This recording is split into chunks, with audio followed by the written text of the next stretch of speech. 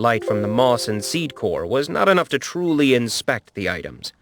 The stench was also growing unbearable, so they dragged everything they had found back with them to the surface. The first taste of clean air was a relief. They set the items they had found to the side and just sat, breathing fresh air for a few minutes. A thought intruded on Richter's recovery time. Will Hisako be okay if I plant the seed core at the village? If it takes centuries for a hearth tree to make one, then she might want it back. Scion shook his head. The seed core was found by us. The forest obviously wanted it to be a part of our destiny. I believe in you, Richter. Just use it for good. Now, Scion said, one last task. Scaling armor is usually resilient, but that monster was something else. I say we skin it and see if anything useful can be made. Of course, my friend, of course, Richter said with a smile. But after that, we have to take a bath in the river. Chapter 18, Day 34, Shaban 22, 15,368 ABG. It took over 2 weeks to reach the edge of the forest. No other major events occurred after they found the seed core, and they were able to enjoy the peace of the journey. Many of the items they had found in the Skeeling's lair were rubbish, old moldy clothes and rusty tools. There were several pouches, adding up to a few gold coins. One item did stand out, though. You have received High Steel Longsword. Damage, 14 to 20. Durability, 37 of 50. Item class uncommon. Quality superb. Weight, 2.8 kilograms. Well, it wasn't a magical sword of griffin reaping or anything spectacular, but it was a definite step up from his short sword, which was looking rather battered anyway. Leaving the trees was a bit of a shock to the senses. After weeks of shade and the myriad sounds of the small creatures around them, they were confronted with cultivated land. It was strange to see the wide open sky after so much time in the forest. Before them was an ocean of green grass on gently sloping hills. The sky was cloudless and was a smooth azure like cornflowers in spring. A broad dirt road was several hundred yards from the edge of the forest. The travelers upon it raised a cloud of dust 10 feet in the air. There was some traffic in both directions on it, but the majority was moving south towards a town seen in the distance. Scion and Richter approached the road, and a quick round of questioning informed them that the road to law passed through the town. They joined the flow of traffic towards the settlement. After only a few minutes, the dirt in the air found its way into their mouths. Can't even get away from pollution in medieval times, Richter thought with irritation. The time spent traveling on the road was unpleasant, to say the least. Before too long, though, the town loomed in front of them. A stone wall surrounded it, 15 feet high, with towers at each corner. The town gates were wide open, and 2 bored-looking guards merely waved traffic through. Until Richter and Scion, that is. "Papers," the older guard said without changing his demeanor, his hand outstretched. Richter stared at him without speaking. Letting out a long, suffering sigh, the guard repeated himself. "Papers?" Richter put on a fake smile. "I'm sorry, but I didn't know we needed papers. I didn't see anyone in front of us hand you anything." "You don't need anything, but the spit here does," the younger guard said in an aggressive tone. Scion breathed heavily in irritation. "Stay easy, Jonesy. No need to get agitated," the other guard said. "Now where did you folks come from?" "We just finished traveling through the forest." "Came from Rion, did you?" Richter thought quickly, and remembered that Rion was a neighboring kingdom on the other side of the serrated mountains. If his recall was correct from the game, the kingdom of Rion was less developed and had large populations of non-humans. Yeah. We crossed through a pass in the mountains and then traveled down through the forest. Your town is the first that we have seen." "Failure to declare at the borders is an offense and requires you to be detained." Jonesy's voice was full of righteous indignation, but it was clear that the main source of his ire was Scion. His glare never left the small humanoid. "Whoa, Jonesy! I told you to be calm." A note of iron had worked its way into the older guard's voice. Turning to Richter, he said, "Now you seem like a good sort. I'm sure you didn't mean to flout the king's laws, now did you?" The answer was obvious, so as sincerely as possible, Richter answered, "No, of course not. Now I have a cousin that works at the border, and if you wanted to leave the passage fee with me, I'm sure I could get it to him. No harm, no foul." As the guard said it, he looked Richter meaningfully in the eye. "That sounds like a wonderful idea," Richter replied. "Of course, I would feel better if I could offer a bit of coin to pay for the cost of the journey." The guard smiled brightly. "Well, if it makes you feel better, who am I to object?" Not knowing what amount was appropriate, he took 3 silver from his purse and paused a moment. The expectant look on the guard's face made him dig a bit deeper, and he pulled out 5 more. At a pleased nod from the guard, Richter closed his purse and handed over the coins. For an older man, the guard made the coins disappear fast enough. The liveried man waved the 2 companions through. As they passed, he handed them a piece of paper he had scribbled on. "Take this to the ministry office and get a bond for your friend there."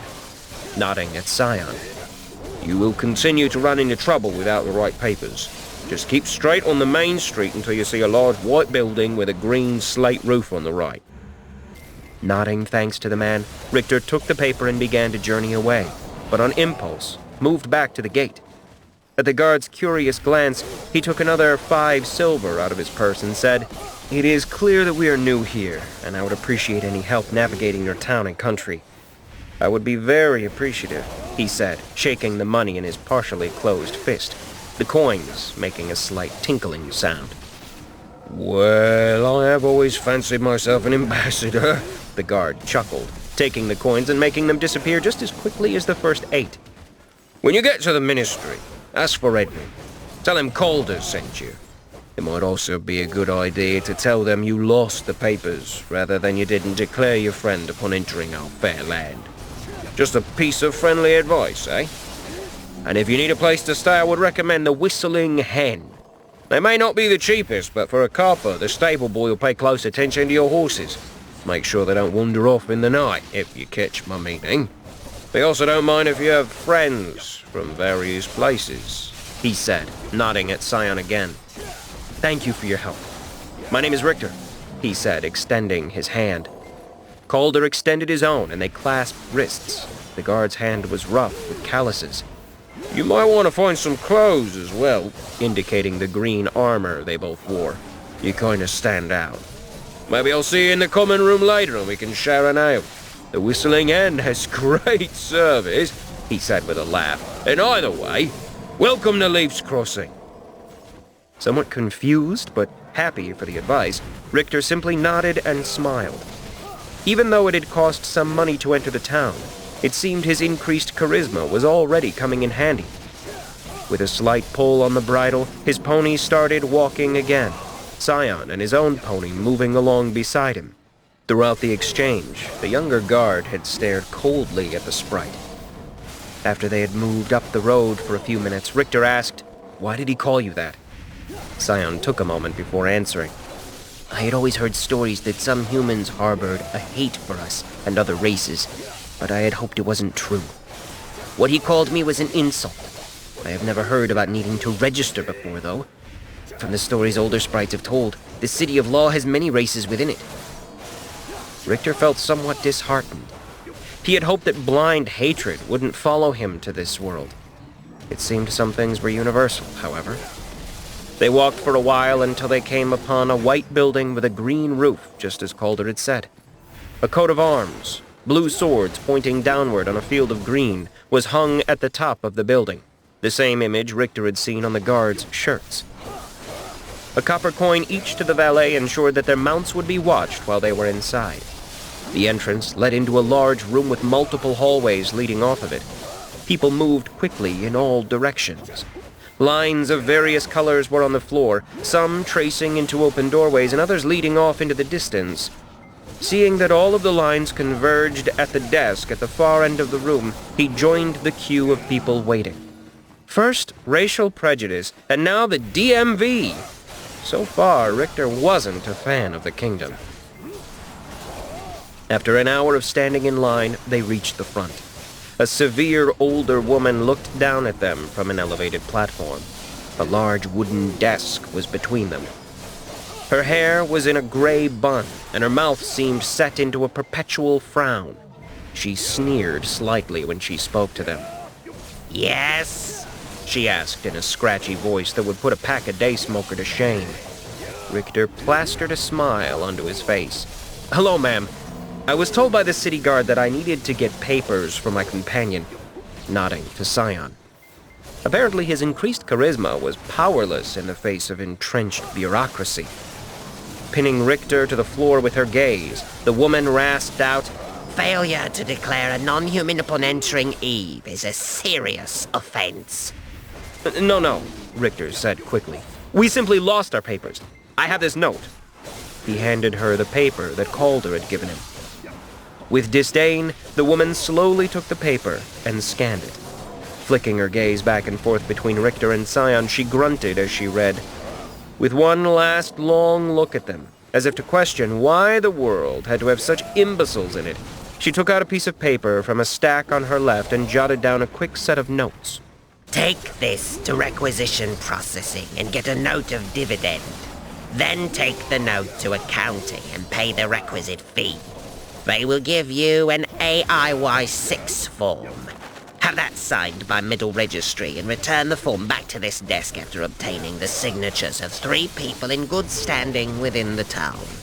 At that point," as she rattled off these directions with the sure tone of a general giving commands on the battlefield, Richter began to wail internally.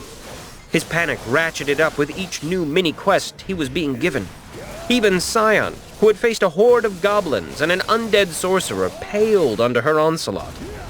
With the feeling of a man without air, Richter made one last effort to keep the two of them from being drowned in a week of bureaucracy.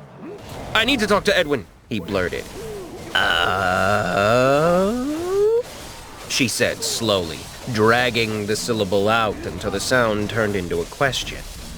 Richter was fairly certain she was doing her best to make him catch fire with her mind. After a seeming eternity, she said, "Follow the blue and white dashed line to the 2nd floor." The woman's voice was like 2 rocks scraping together. Coarse rocks. Saying thank you, Richter and Scion walked rather quickly, truth be told, away from the fearsome creature. After only a moment of searching, they found the appropriate line and followed it to the 2nd floor. It led to a door with non-human affairs carved above it. It might have taken days to get here if he had followed the proper channels. Richter realized that the money he had given to Calder was probably the best money he had ever spent in either world. Whether the interaction was due to his charisma or luck, he'd never know, but he was thankful. Knocking on the door, they swiftly heard something crash against the other side of it, and a voice shouted, "Go away!" Richter hoped he hadn't spoken too soon. With the only other option being to go back downstairs and face Edna the Terrible, Richter steeled himself and went inside the room. A portly man sat behind a desk piled with papers. His robe hung open, revealing a simple white shirt and brown pants. The shirt had several stains upon it, and by the faded pattern, they had been accumulated over some time. The man looked up from whatever he was working on and snarled, "I said I was busy! Who are you, anyway? Do I need to call the guards?" The greasy civil servant opened his mouth and drew in a sharp breath. Before Edwin could call for help, a call that could land Scion and he in jail, Richter said, "Calder sent us. He said you could help." "Calder? That son of a bitch! He still owes me from that game of Kings last week. And you thought you would engender sympathy by using his name. Ha! God! He sent us to give you the money he owes you," Scion interrupted loudly. "He did?" Edwin asked, sounding confused. "He did?" Richter echoed, sounding confused himself. Scion widened his eyes, set his mouth and indicated Edwin with a not-so-subtle head movement. Richter looked back at Edwin, whose mouth was still open as if he was undecided whether to finish his outcry. taking what seemed like his 350,000th sigh since coming to the land. Richter squared his shoulders and more definitively said, "He did." A large grin landed upon the face of the government official. Well now, that changes everything, my friends. So you have my 3 gold pieces with you then? Never trusting a smile, Richter narrowed his eyes. Plastering a large smile of his own on, he said, "Of course. It would be great if we could finish here quickly because we need to drop off our bounties." Bounties? Edwin asked, his smile slipping a bit. "Yes," Richter said, his own smile widening. "They are really beginning to stink. Taking only debt-on delivery contracts can surely make things easier, but it's hard on the nose when they start to pile up. You have to bring the whole body back now, too. So much easier when they only needed the head. Isn't that right, Scion?" The sprite stood at the back of the room caressing the hilt of his sword. Upon hearing his name, the sprite just gave an evil smile that did not reach his eyes. Shaking his head as if to mourn the loss of a simpler time, Richter reached for his purse to pull out the money and said innocently, "You did say 3 gold pieces?" During his soliloquy, Edwin's eyes had widened until it seemed the man's bushy eyebrows would fly off the top of his head.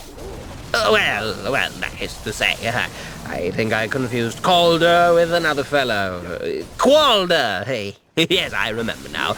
Calder only owed me 7 silver and 5 coppers. Well, that would be an easy mistake to make, Richter said with a smile. Counting out the required funds, he placed them in Edwin's sweaty palm. "Now we are all friends. We have done you a favor by helping you collect on a debt. What are friends for, if not favors, though, right? Perhaps you could help us as well. We apparently need papers so that my companion can travel through the kingdom." Nodding quickly, Edwin moved to get out various documents and stamps. As he started to get their paperwork in order, Richter said, "While we are here, maybe you can tell me why we need to have papers at all. It also might be nice to have a reference for someone in government over in law. We like making friends. I'm a people person, right, Scion?" A grim chuckle was his only answer. With another look at the seemingly bloodthirsty sprite with his ever-so-sharp sword, Edwin started to nod even faster as he continued his task. A short while later, the 2 friends were walking down the street and laughing. They found directions to the Whistling Hen easily enough. For some reason, the man who gave him directions winked, like Calder had. Still not getting the joke, he and Scion just thanked him and strolled to the inn. A red hen was on the sign, with its beak pursed and musical notes coming out. As they walked inside, they were greeted with a wave of sound. Time had been moving on, and the interior of the inn was swollen with customers for dinner. A musician played some kind of stringed instrument, and several patrons clapped along. A large black pot hung over a fire, and a hearty aroma of vegetables and simmering meat permeated the air. There was definitely a stale beer smell in the air as well, but it was a lot better than some bars Richter had been in. It seemed like everyone was having a good time. More interesting, there was a mix of races in the inn. Though it was mostly humans, by far, there was a table of dwarves near the center of the room. He couldn't be sure, of course, having never seen one before, but the short frame, large muscles, and beards seemed like a clear giveaway. At another table, there was a taller woman with slightly pointed ears laughing at the joke of one of her human table companions. This was the world he had dreamed of. A world of fantasy melded with a world of hope and joy. And that feeling of contentment lasted right up to the moment that Scion drew an arrow with a snarl and aimed his bow across the room. The mood changed as first one, then another, and then all of the people in the room stood and drew whatever weapons they had available. A few only managed to fall on their face, clearly deep in their cups. Richter had his hand on his sword, confused, as he did not see any danger. He traced the line of Scion's arrow and finally saw the target of his friend's ire. A brown tunic covered a goblin the size of a scout. Richter mentally corrected, remembering Hisako's advice, was squealing in terror as he pressed his back against the bar, seeking escape. "Lower that bow!" a voice shouted. A large woman came from behind the bar holding a rolling pin. If that arrow leaves your bow, we will rip you apart. She put herself in the path of Scion's shot. Scion, put down your bow, Richter said. We are guests here. Do not let your hate guide you. Is this what the Hearth Mother would want? Scion glanced at him sharply, then relieved tension on his bowstring. He shoved his arrow back into his quiver in a smooth but angry motion. Now get out, the woman spat. Richter raised his hands in appeasement. I am so sorry that we have disrupted the love and peace of this place. What you have here is amazing. My companion and I have had a hard time. We have fought through many dangers and barely survived against a band of goblins that were trying to corrupt his home. That is no excuse. No, it is not, miss. I won't give you an excuse. My dad used to say excuses are monuments of nothing that build bridges to nowhere. I'm just a man who wants to offer an apology. Richter reached under his armor for a hidden pouch. Opening it, he fished inside and then withdrew an opal. Moving slowly, he made his way through the sea of hostile faces and past the woman who protected the small creature. He knelt as the goblin shivered in front of him. Waiting until it looked him in the eye, he simply said, I'm sorry, and handed the jewel to the goblin. Its shivers came under control, and it looked from the gem to him, first in fear, then in confusion and wonder. Standing, Richter looked at the woman again and met her eyes. He nodded once, and then shouldered his pack and turned to leave. Scion fell in step behind him. Wait, the woman called. Why are you here?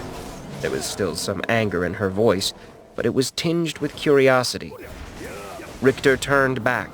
I met a man named Calder, who said that this was a place we could come and be welcome. I know how ironic that sounds now. The woman held his gaze. Do you promise not to commit any violence while you're under this roof? Richter opened his mouth to speak, but she said sharply, I do not need to hear it from you. Scion stepped forward and said, I reacted. I did not think. My actions have brought dishonor to my hearth. My name is Scion of the Wood Sprites of the Forest of Nadria. I swear I will commit no violence if none is committed against me. Qua tira laravo. Preparing to translate, Richter was surprised when the woman responded, Tivo relati. Scion had said, my life for my word, and she had accepted his pledge, your word for your life. The woman looked around and addressed all the patrons. They were still on their feet, unsure about the turn of events. Well, ladies and gentlemen, I hope you have enjoyed your mid-dinner entertainment. A series of chuckles came from all around. Let's stop the music, Pack. Next round is on the house. And the round after that is on me, Richter said. More cheers followed his pronouncement. A grudging smile formed on the woman's face. Well, you sure make an entrance. Call me Rosie. Everybody does. She extended her hand, but when Richter went to shake it, she moved forward a half-step and clasped his wrist.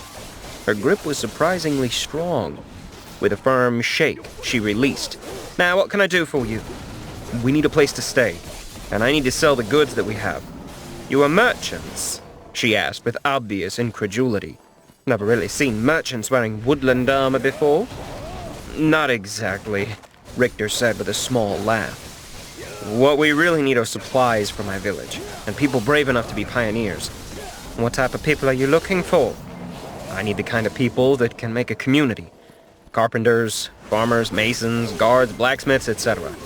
I have a village rich with resources, but need people to help me realize its potential.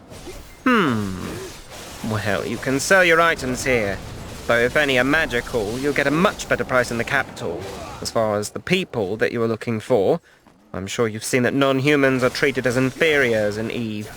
Yeah, we just spent time in the ministry getting papers for Scion. That's actually how we met Calder. He guided us to the appropriate person. Well, I don't know if they explained it, but these rules are new. In the past, the kingdom had always welcomed the different races. Each worked together for the betterment of all.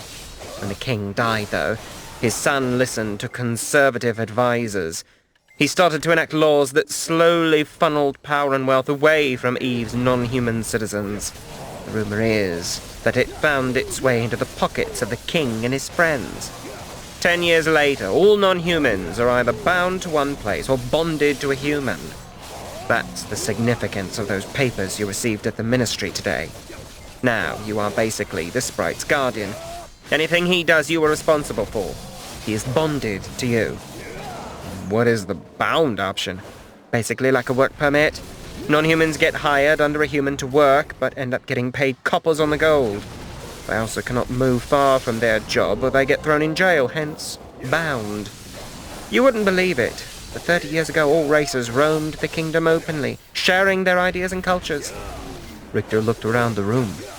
It seems like you guys are doing pretty good. But this is one of the only places in town where the different races mix openly.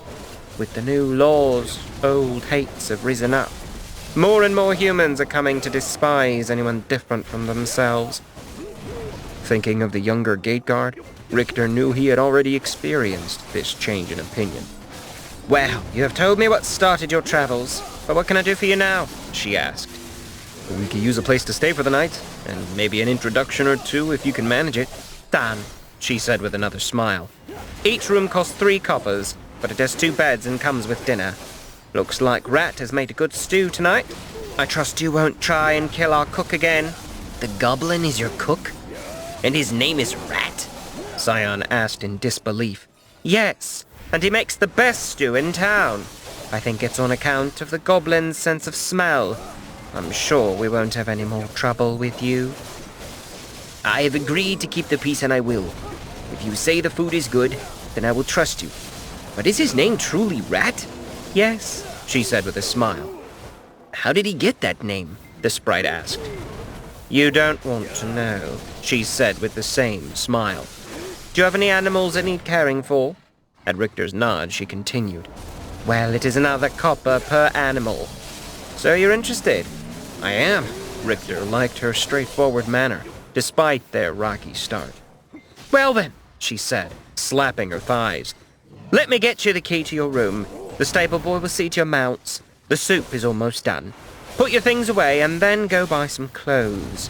I don't know if anyone has told you, but you look a bit odd walking around in green armor." Taking the hint, he and Scion followed her directions. After dropping their things in their rooms, they headed outside. Rosie gave them directions to a nearby clothes shop that catered to multiple races. They were soon both outfitted with serviceable traveling clothes and several extra sets each. Richter wore black pants and a beige shirt, both of which fit over his armor. Scion decided to maintain his color scheme and wore a green tunic that fell over darker green pants. Now properly attired, they made their way back to the inn. "Hello, my friends!" a shout greeted them when they re-entered the common room. Calder sat near the stage where the musicians were performing. He waved them over to the table. When they sat, he raised his mug and drained it in one go. Not missing a beat, he half stood and raised his other hand over his head with 3 fingers extended. "Rosie, my love, 3 ales for 3 hard-working men." Rosie favored him with a faint smile and a roll of her eyes. Sitting back down, Calder looked at them with a smile. "So, was Edwin able to help?" "Yes, we have the papers for Scion. And we were able to help Edwin with that debt you owed him," Richter said wryly. "Yes, well, sounds like everybody got what they wanted. You got your papers, Edwin got his coins, and I got the warm feeling of helping someone in need." Laughing at the guard's roguish wit, Richter couldn't summon any irritation. The ales were delivered. The 3 men listened to the music and drank the slightly bitter brew. After time, 3 soups were brought to the table, and even Scion admitted it was a savory fare. They sat in quiet camaraderie as the hours whiled away. Patrons slowly trickled out until only guests and die-hard drinkers were left. Rosie came to join them as the hustle and bustle of the inn calmed down. "So what's your next step from here?" Richter had listened to the conversations at nearby tables, many of them centered on the non-humans' discontent with the current course of the kingdom and dissatisfaction with their treatment as second-class citizens. "I feel like there may be many non-humans who have the skills I need and aren't quite happy with the life they're leading here. I know there are not enough people here in this town who can help me, but there just might be in the capital city. Do you know anyone that you could introduce me to?" Rosie's smile spoke for itself. As the conversation went on, Calder got up and whispered in the ear of one of the prettier barmaids. After placing a few coppers in her hand, she smiled and they slipped up the stairs to the sound of giggling. Richter furrowed his brow and looked at Rosie. She gave a hearty laugh. "This is the Whispering Hen. For the right price, my girls will put their lips together and whistle you a tune. And you get to pick exactly where they do the whistling." Well, Richter thought, smiling, this world certainly does have a lot to offer. Chapter 19, Day 35, Shaban 23, 15,368 ABG. The next day, they sold the weapons and animal skins they had brought with them. The trader could not buy the ice staff, saying it was worth more than he had. He recommended that they take the staff to either a high-quality weapons dealer or a mage guild. What they sold only amounted to 1 gold coin and a handful of silver, but every little bit helped. Richter quickly discovered the conversion ratio of the coins was the same as the gain. 10 copper made 1 silver, and 10 silver made 1 gold. He also learned that an average laborer made between 4 to 5 silver coins every 2 weeks, or fortnight as they called it. It apparently was just enough to live on. Just like back home, there was a well-defined and large rich-poor gap. Being a feudal society made it exponentially worse. Rosie told them that nobles and royalty controlled most of the wealth and land. Merchants and skilled craftsmen fell somewhere in the middle. Despite the slightly troubling social inequities, the good news was that the amount of money he had found made him pretty rich indeed. The town saw a large amount of traffic, being midway between the capital and Rion. As such, it was quite easy to buy and sell mounts. They no longer had a large amount of goods to transport, so they decided to sell the ponies. They would make the rest of the way on foot. With the loss of their pack animals, they actually made better speed. They cast Weak Haste as often as possible, limited only by their mana regeneration and the spell's cooldown period. Richter allocated his 50% skill increase to air magic, not wanting to risk his percentage points being randomly assigned. That, plus their frequent practicing, allowed him to gain skill level 3. Congratulations! You have reached level 3 in air magic. Increasing level allows you to cast stronger spells. His relentless mana usage gave an added benefit. He was awarded +1 to his intelligence and +2 to wisdom from his frequent mana usage. A week later, they arrived before the Walls of Law, Eve's capital city. They had passed several smaller towns over the past week, making the trip easy and comfortable. The distance they covered must have been farther than the entirety of their journey before, but the well-traveled road made it much easier to travel. While Leaf's Crossing had strong walls and some towers built in for defense, Law seemed unassailable. 100-foot-high walls were topped with crenellated battlements. The city rose up behind the wall, clearly built upon a large hill. It was hard to tell, but it looked like it was roughly built in concentric circles with the palace on top of the hill. A wide moat surrounded the city walls. The river ran behind the city, and they had dug the moat to be filled with river water.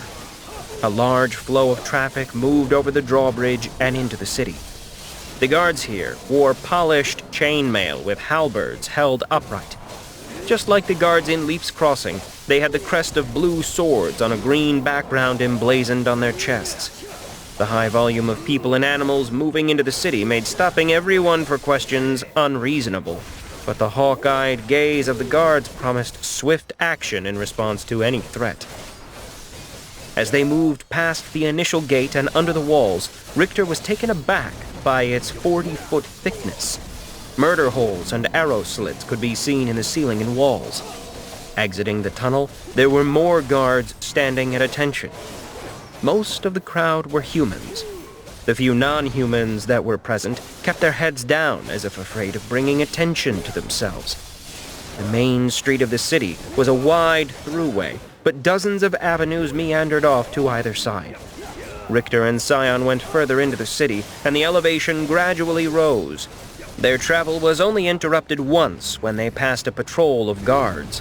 They asked for Scion's papers, but after only a cursory inspection, they waved the two companions on. The quality of the houses and shops improved the higher they went. After walking for half an hour, they took a medium-sized street to the left. The lane curved inward, slightly following the natural curve of the hill. They slowly circled the city, looking for the inn Rosie had recommended. After being lost several times, they finally arrived at the Laughing Imp. The Laughing Imp was a good deal more boisterous than the Whistling Hen. Several patrons were slumped over the bar in varying states of intoxication. The smell of the bar was certainly not as clean as the inn they had come from, but the laughter and joy in the room had the same intensity. Scion and Richter walked to the bar and waited for a moment until a smiling barmaid came up. Bounced up would have been a better description based on her ample chest. What can I get you, my dears? For too long a moment, Richter stared at her as she breathed heavily, a smile on her lips. When Scion nudged him, he realized it had gotten creepy. Yes, I need to talk to Tarad. Rosie from the Whistling Hen and Leafs Crossing sent me. Still smiling, she asked them to wait and moved off. She spoke to a man behind the bar who seemed to be giving the punchline of a joke based on the guffaws of the people sitting in front of him. She gestured to Richter and Scion, and he handed her an empty mug to fill. He walked over to the two companions with a broad smile and an extended hand. He was middle-aged, but not old, and had a brown beard that, while a little wild, was not completely unkempt. Richter used Analyze on him. It had become a habit with every person he saw. The skill had not yielded anything further than base information so far, but it was still good practice. Tarad, human, level 6, health 170, mana 110, stamina 160. The man's numbers were higher than expected. Most of the random town or city folk Richter had examined were level 3 or below. Not surprising, since the only way he had found to gain experience seemed to be battle or fulfilling quests. If not for minor quests that dealt with their skill sets, most city dwellers would probably only be level 1, no matter how high their individual skills were. The guards he had seen were typically level 10 or above. Calder had been level 12. When asked about it, the man had explained that he was a former soldier. All soldiers were required to fight the random monsters that occasionally cropped up and/or patrol the boundaries of the kingdom. Apparently, it was a constant struggle to defend the borders from hostile creatures or raiders. Richter reached out his hand and clasped wrists with the barkeep. "My name is Richter. I was sent by Rosie in Leaf's Crossing. Shelley told me that. What can I help you with?" "We are travelers to Esabel." Tarad's smile tightened ever so slightly. "Of course. Come with me." They walked past the bar and into the kitchen. It was a setting of controlled chaos. The typical hustle and bustle of people performing the necessary tasks to keep a kitchen running. Tarad nodded to the various staff as he walked through to the other side and out the back door. Richter and Scion followed him outside and down into the alley. Tarad turned and looked at them with a serious expression. All the laughter and joy had gone from his face. "You need to tell me who you are right now, and if I don't like your answers, this filth-ridden alley will be the last thing you see." As he had been talking, 3 of the larger kitchen workers had filed out into the alley holding knives or cudgels. Worse, the direction Richter and Scion had been walking in ended in a blank wall and a pile of rubbish. The 3 men stood between them and the exit from the alley. Scion drew his sword, causing the toughs to take a threatening step forward. Knowing only seconds remained before the ground of the alley was covered with blood, quite possibly theirs, Richter held out his arm with palms up. "There was no need for this. We were sent by Rosie, the owner of the Whistling Hen and Leafs Crossing. She told me to come here and say that phrase to you. I have a village. I need specialized labor to build it into something worthwhile. She told me that many non-humans are unhappy with the new laws and are not being treated fairly. I can offer them another option." After she heard me out, she said you might know about some people that would be interested. Tarad stared at them. What you are saying is something that anyone would know just by simple gossip. Everyone knows the Laughing Imp welcomes non-humans. Some might use that knowledge to try and find malcontents. How do I know that you are not just trying to trick us and then throw us into the king's dungeons? Richter was more than a little annoyed at the treatment he and Scion were receiving. Listen, I'm here to offer a chance for an honest life to those who deserve it. We gave you the code word, Esabil. If you don't want to help, that's fine. We will figure out another way. But if you move any closer to me and my friend, it's very likely that this alley will be the last thing that you see, Richter warned. The three men behind them tensed, getting ready for a fight. Richter drew his sword. It was a shame that their bows were unstrung. If Scion could shoot, the outcome of this fight wouldn't even be a question. Hopefully their armor and superior weapons would win the day. Richter had switched his respawn to the Mist Village, but the option had not come up again since they started their journey. If he died, it would take several weeks to get back here, and he would lose all of his possessions. He just hoped Scion would be able to escape. Stop! Tarad threw up his hand. I do not want violence, but I will not let a snake into my house. Can you prove what you are saying? Did she offer you anything that would make me believe you? Richter glared up at him, blade in hand. She said you were trustworthy, but that you're also a suspicious bastard, and that you cheat when you play cards. A smile twitched on Tarad's face. Well, that does sound like Rosie. Okay, you have bought yourself a good meal and a place to stay. We will talk again in the morning. He waved off the three men and strolled past Richter and Scion as if nothing had happened. We have lamb tonight. How do you like your ribs?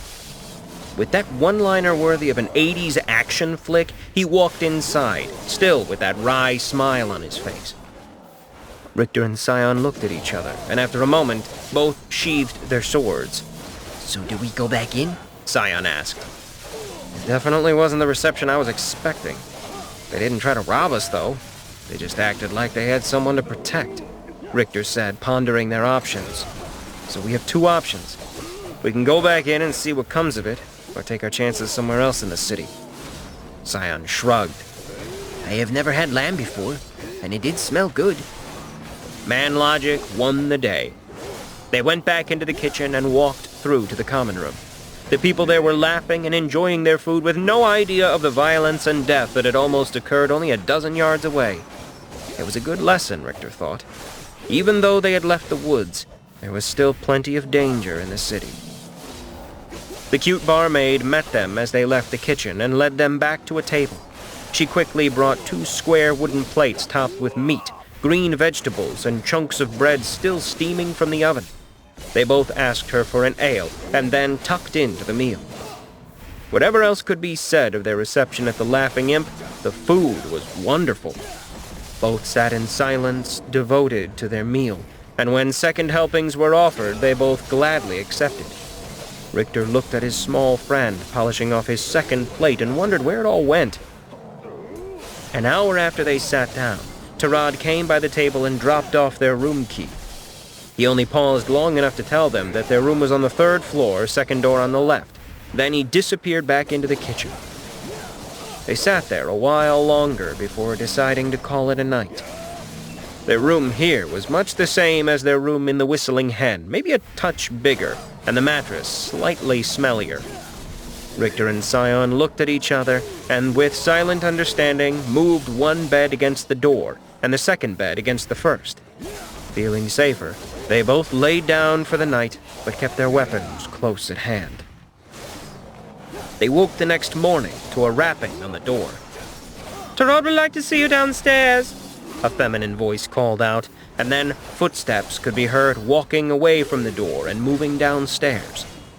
They both shouldered their packs and moved the beds away from the door to walk down to the common room. The bar area smelled surprisingly fresh. The windows had been opened up, and a light rain was falling outside. From the scent in the air, someone had either burned incense or thrown sweetgrass on the fire, which still had smoldering embers from last night. They found Tarad at a central table, smiling and drinking tea. When he saw them, he waved them over, gesturing that they should join him. As they sat down, he poured more tea from the pot into 2 ready cups. "Let us get something out of the way," Tarad said after they had joined him. "I want to apologize about last night. I had a few friends ask around, and we found a courier who remembered seeing you entering Leaf's Crossing at the time you say. Luckily, a man and a sprite are an uncommon enough sight to merit recall. He remembered you talking to a local guard, and it seemed like you were being shook down. The guard's name was Calder. He actually was not a bad guy in the end. It was only because of his recommendation that we ended up at the Whistling Hen." Tarad nodded. "It sounds like you were lucky to meet him. The situation in law is worse than Rosie probably knows. The regulations have grown stricter. Because of that, some non-humans have started to leave. For a while, that wasn't a problem. The king didn't concern himself with the odd non-human that wanted to go elsewhere.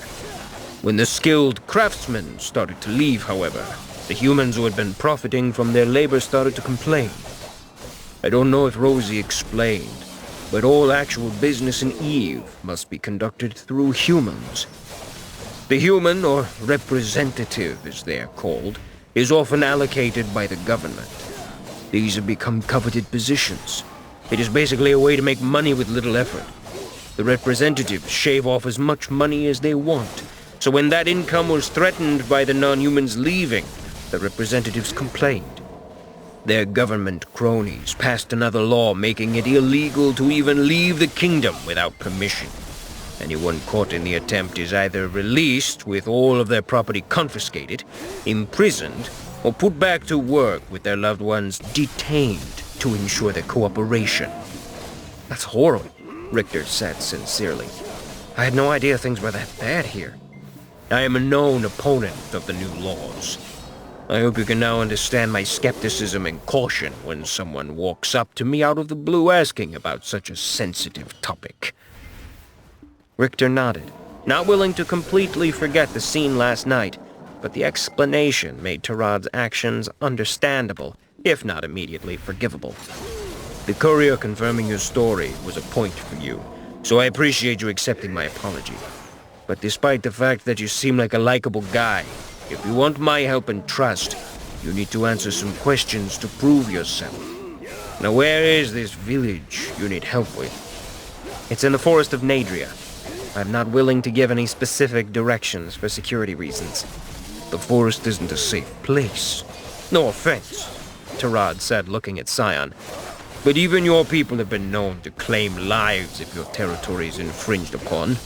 And the wood sprites are about the most benevolent force that I know of in that region." Richter gave a small smile. "That's actually how we met. Me almost getting shot full of sprite arrows. The wood sprites and I now have a good relationship. Though my village's defenses are strong, I won't promise absolute safety. I don't think that exists in any world. But for those who choose to come with me, I offer the chance to be part of something potentially wonderful." I don't like the lack of information, but that brings us to the main point. Trust. I don't put much faith in words. Actions. Actions are something I can believe in," Tarad said, trailing off and making it clear that there was more to be said. Scion leaned in. "Just tell us what you want us to do. What is going to gain us your ever-so-valuable trust?" Tarad put a large smile on his face. "Why, all I want you to do is to help you help yourselves." Chapter 20. Day 43. Shaban, 31. 15,386 ABG. Richter learned that Tarad and other sympathetic humans had started to ferry non-humans out of the city. They had to reach out to various groups, not all reputable, to accomplish this. One of the groups was a local gang called the Nightblades. The plan had been for the non-humans to make it to the sewers under the city, and the Nightblades would help them out of the city from there. Apparently, the first half had gone smoothly, but the Nightblades had sent a message to Tarad's compatriots that 5 coppers per head would have to be paid, or they would send the non-humans to the King's Guard. A silver coin was apparently the standard bounty for runaways. The Blades had said they were giving Tarad and his colleagues a bargain. We know where our people are being held. There are many people who disagree with the king's laws. They help how they can, like with this information, but not many are fighters. I have 5 good men that can hold their own, and 7 more who are willing to fight.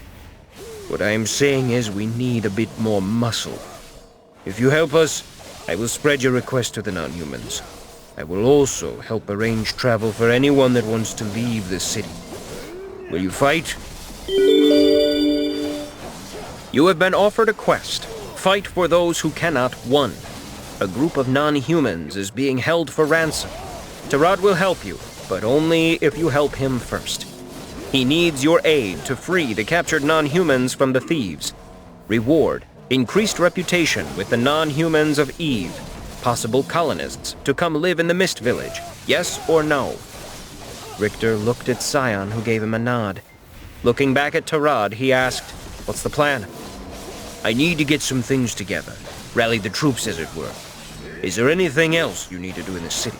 "I need to sell some gems. I also have a magic staff to sell. I know 2 reliable merchants. Is there anything else?" "This might be a long shot, but do you know anyone that can teach me magic spells?" "Mage guilds are sometimes willing to sell lesser spells, but really anything stronger." "We are new to our magic. Higher level spells are most likely beyond us anyway." "Go to Aldima's Focus. It's where I was going to send you to sell that staff anyway. Walk uphill past 2 rows of buildings and then go left. Circle a quarter of the city and you'll see a string of shops.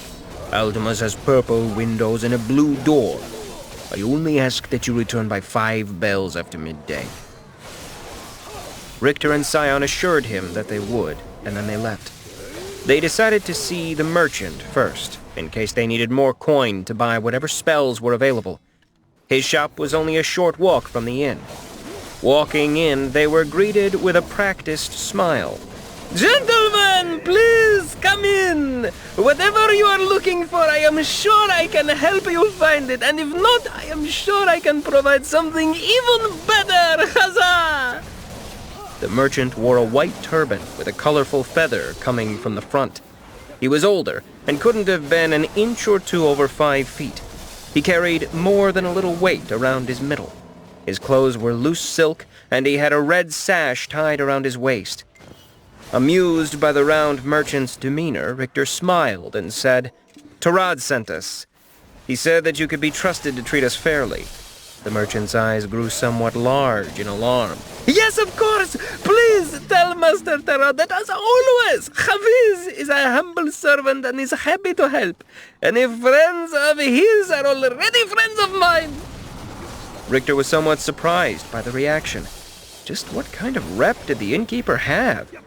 Richter decided that since an honest merchant was most likely as rare and precious a sight as a comet, he would not question his good fortune.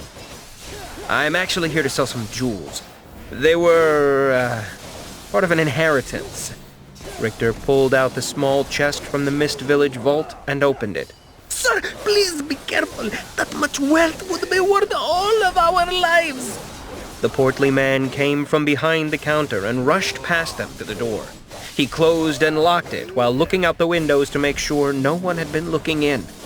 Satisfied that they had not been observed, the merchant walked back behind the counter and drew aside a curtain.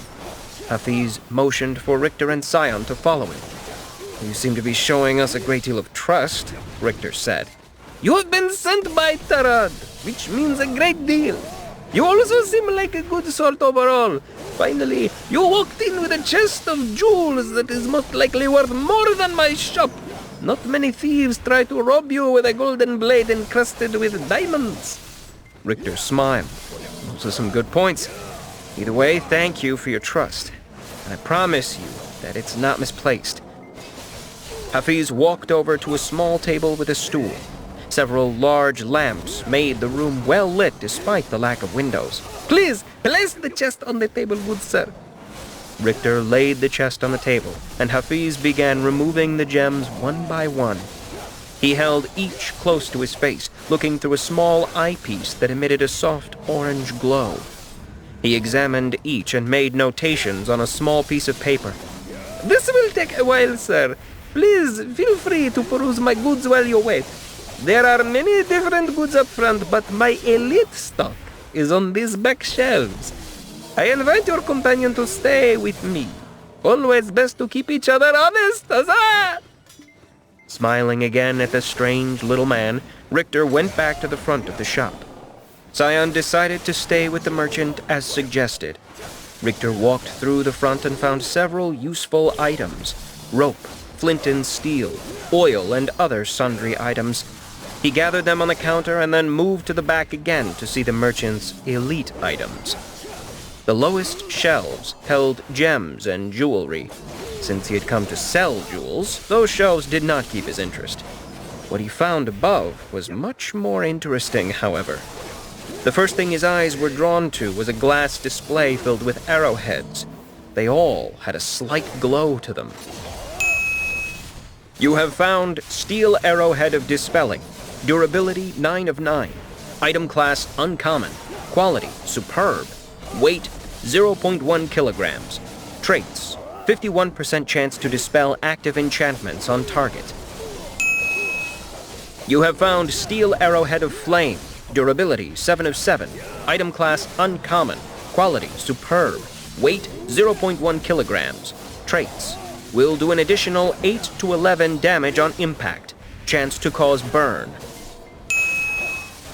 You have found Steel Arrowhead of Stun. Durability 9 of 9. Item class Uncommon. Quality Superb. Weight 0.1 kilograms. Traits: 46% chance to stun target for 6 to 8 seconds. You have found Steel Arrowhead of Negation. Durability 8 of 8. Item class Uncommon. Quality Superb. Weight 0.1 kilograms. Traits: chance to ignore magical defenses. You have found Steel Arrowhead of Weak Poison. Durability 7 of 7. Item class Uncommon. Quality Superb. Weight 0.1 kilograms. Traits: chance to poison target for an additional 3 to 4 damage for 6 to 8 seconds. You have found High Steel Arrowhead of Freeze. Durability 10 of 10. Item class Uncommon. Quality Superb. Weight 0.1 kilograms. Traits: +1 damage. Will do an additional 7 to 9 cold damage on impact. 7% chance to cause freeze for 7 seconds. You have found Steel Arrowhead of Piercing. Durability 8 of 8. Item class Uncommon. Quality Superb. Weight 0.1 kilograms. Traits: will ignore